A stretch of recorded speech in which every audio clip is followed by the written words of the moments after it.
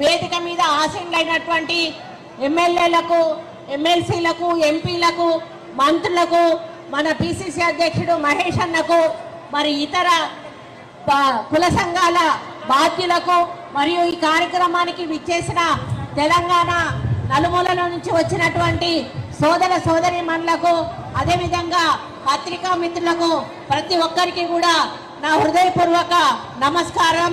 ఈరోజు మనమందరం కూడా గర్వపడాల్సిన రోజు.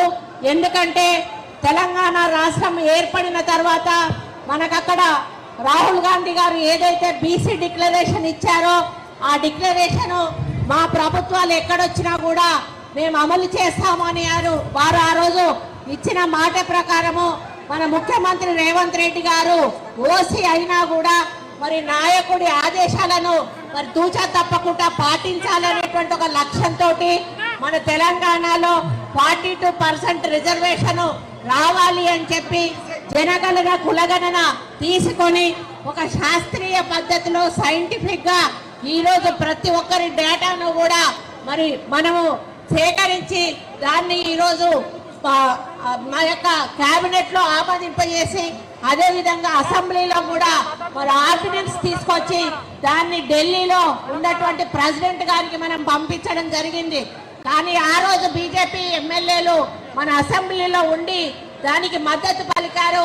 కానీ ఈ రోజు మనం బీసీ బిల్లు గురించి మాట్లాడినప్పుడు మాత్రం మరి అక్కడ ఉన్నటువంటి మన మంత్రులు వ్యతిరేకంగా మాట్లాడుతూ ఉన్నారు. కేంద్ర ప్రభుత్వం నుంచి బీజేపీ వాళ్ళందరూ కూడా వ్యతిరేకిస్తా ఉన్నారు. అంటే ఇందులో వాళ్ళ యొక్క ద్వంద్వ వైఖరి అనేది మనకు కనిపిస్తా ఉంది.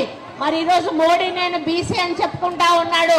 మరి నువ్వు బీసీ అయ్యుండి కూడా బీసీలు ఈరోజు పోరాటం చేస్తా ఉంటే వాళ్ళ గురించి నువ్వు ఎందుకు స్పందించడం లేదు అని చెప్పి అడుగుతా ఉన్నాను. ఈరోజు ప్రెసిడెంట్ గారి మరి పేషీలో ఈ బిల్లు యొక్క ఆమోదం తెలపొద్దా అని ఒక మరి ఫైల్ వచ్చినప్పుడు దాన్ని ఇప్పటి వరకు కూడా డిస్పోజ్ చేయకుండా మరి అలాగే పెట్టుకొని తెలంగాణ ప్రజలను ఎందుకు మోసం చేస్తా ఉన్నారు అని చెప్పి అడుగుతా ఉన్నాము.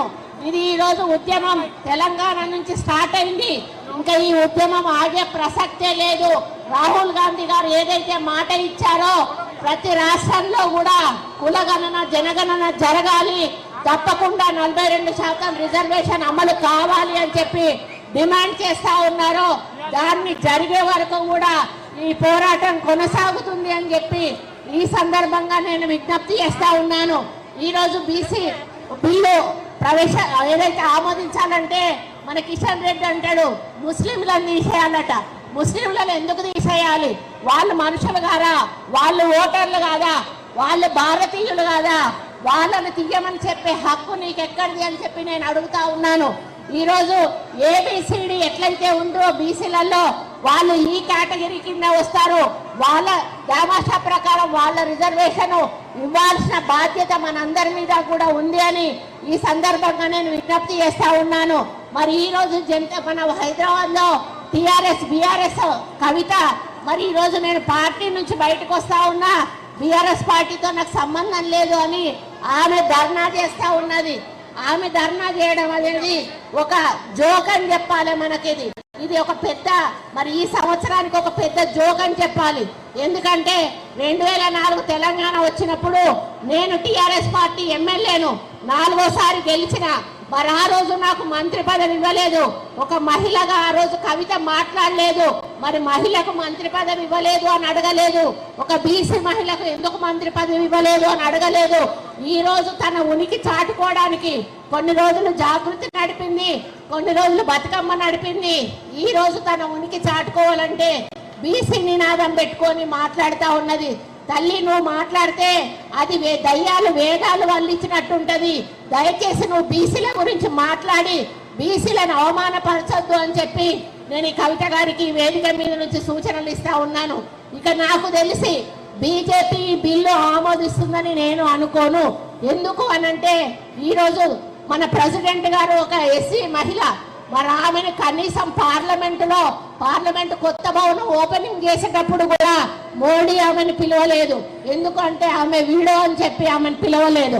మరి ఎక్కడైతే అయోధ్యలో రాముడి గుడి ఓపెనింగ్ ఉందో అక్కడికి కూడా ఆమెను పిలవలేదు. ఎందుకంటే ఆమె ఎస్సీ అని పిలవలేదు.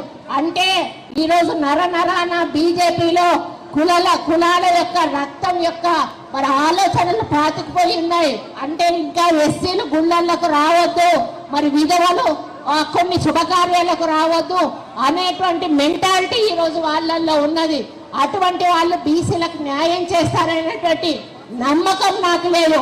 కానీ ఒకటి మాత్రం నేను చెప్పగలుగుతా ఉన్నాను, మీరు ఇవ్వకపోతే ఈరోజు బీసీ ప్రజలు ఊరుకునే పరిస్థితిలో లేరు. మీరు నల్ల చట్టాలు ఏదైతే రైతుల పేరిట తెచ్చారో అవి విత్డ్రా చేసుకునే వరకు పోరాటం ఎలాగైతే కొనసాగిందో ఈరోజు బీసీ 42% రిజర్వేషన్ మీరు దేశవ్యాప్తంగా అమలు చేసే వరకు కూడా మా బీసీల పోరాటం కొనసాగుతుంది అని చెప్పి ఈ సందర్భంగా నేను విజ్ఞప్తి చేస్తా ఉన్నాను. ఇదేదో గాలికో ధూళికో వెళ్ళిపోయేటువంటి పోరాటం కాదు. శతాబ్దాల కాలంగా బీసీలకు రిజర్వేషన్లు లేవు. ఈ రోజు మా నాయకుడు రేవంత్ రెడ్డి గారు ఓసీ అని ఉండి కూడా ఈ రోజు ఆయన మా తెలంగాణలో శాస్త్రీయ పద్ధతిలో జనగణన కులగణన చేశారు. అదే పద్ధతిలో అన్ని రాష్ట్రాల్లో కూడా జనగణన కులగణన చెయ్యాలని చెప్పి సుప్రీంకోర్టు ఈరోజు ఆదేశాలు ఇచ్చింది. సెప్టెంబర్ ఆఖరులో గల లోకల్ వార్డు ఎన్నికలు నిర్వహించాలని కూడా ఈరోజు ఆదేశాలు ఇచ్చింది. అయినా కూడా మరి నిమ్మకు నీరెత్తినట్టు ఈరోజు బీజేపీ ప్రభుత్వం చేస్తున్న మొండి వైఖరి మరి మనం ఎదుర్కోవాల్సిన అవసరం ఉందని కూడా ఈ సందర్భంగా నేను విజ్ఞప్తి చేస్తా ఉన్నాను. మీరు బీసీలను కానీ మరి అనగదొక్కే ప్రయత్నం చేస్తే రెట్టింపు వేగంతో వాళ్ళు మళ్ళీ పైకొస్తారు. మళ్ళీ మీ ముందట నల్ల చట్టాల తరఫున ఏ విధంగా ఉద్యమం జరిగిందో అంతకంటే పెద్ద ఉద్యమం జరుగుతుంది. తెలంగాణ కోసం ఏ విధంగా మేము పోరాడామో ఆ స్ఫూర్తిని తీసుకొని బీసీ రిజర్వేషన్ సాధన దిశగా కూడా మేము పోరాటం చేస్తామని చెప్పి ఈ సందర్భంగా నేను విజ్ఞప్తి చేస్తా ఉన్నాను. ఈ అవకాశాన్ని ఎవ్వరూ కూడా వదులుకోరు. ఎందుకంటే మొన్న మల్లికార్జున ఖర్గే రాహుల్ గాంధీ గారి ముందట మనం తెలంగాణ బీసీ గణన ప్రజెంటేషన్ చేసినప్పుడు అక్కడ ఉన్నటువంటి ఇతర రాష్ట్రాల మరి ఎంపీలందరూ కూడా వాళ్ళల్లో ఒక జోష్ వచ్చింది. ఇది తెలంగాణలోనే ఎందుకు జరగాలి, మా రాష్ట్రాల్లో కూడా ఎందుకు జరగకూడదు, కాబట్టి మేము కూడా గొంతు విప్పుతాము, మా రాష్ట్రాల్లో కూడా ఇటువంటి కులగణన జనగణన జరగాలని పోరాటం చేస్తాము. కాబట్టి మొత్తంగా రాష్ట్ర వ్యాప్తంగా బీజేపీ దీనికి తప్పనిసరిగా ముందుకు రావాలి అని చెప్పి వాళ్ళందరూ కూడా మాట్లాడుకోవడం జరిగింది. కాబట్టి మన రాహుల్ గాంధీ గారు ఏదైతే మరి పోరాటం చేస్తా ఉన్నారో దేశవ్యాప్తంగా ఈ 42% రిజర్వేషన్ కోసం బీజేపీ తల వంచాల్సిందే. తప్పనిసరిగా ఈ యొక్క కులగణన జనగణన జరగాల్సిందే. రాబోయే ఎన్నికల్లో రిజర్వేషన్ ఇయ్యాల్సిందే. బీసీలను 42% మనకు అధికారం దక్కాల్సిందే. అన్నింటిలో కూడా దక్కాల్సిందే. మనం పోరాటం ఇలాగే కొనసాగించి సోషల్ జస్టిస్ మనకు వచ్చే వరకు కూడా మనం అందరం కూడా కలిసికట్టుగా ముందుకు పోవాలి. దీనికి వేదిక మీద ఉన్న హేమీలందరూ కూడా ఇక్కడ ఉన్నారు. ఇతర పార్టీల ఇతర రాష్ట్రాల నేతలు కూడా ఈరోజు వచ్చి మనకు మద్దతు చెప్పిపోతా ఉన్నారు.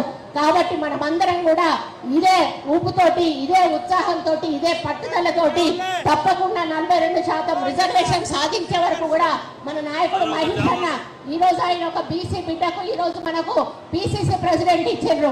అదే బీజేపీ వాళ్ళు పిసిసి వాళ్ళ ప్రెసిడెంట్ను బీసీని తీసి ఈరోజు ఓసీని ఇచ్చిండ్రు.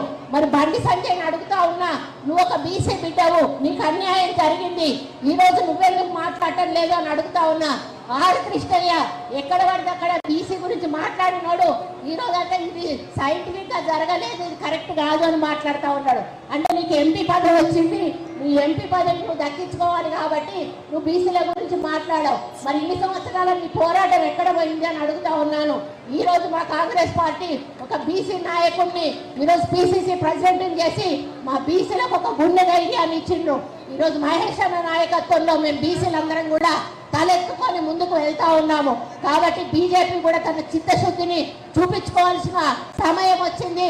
తప్పకుండా చూపించాలి. చూపించకపోతే చూపించే వరకు కూడా మేము వెంటాటి వేటాడతామని చెప్పి ఈ సందర్భంగా తెలియజేస్తూ మనమందరం కూడా ఇదే ఐక్యమత్యంతో ముందుకెళ్ళి 42% రిజర్వేషన్ సాధించే వరకు కూడా పట్టు వదలొద్దు అని తెలియజేసుకుంటూ సెలవు తీసుకుంటా ఉన్నాను. జై బీసీ.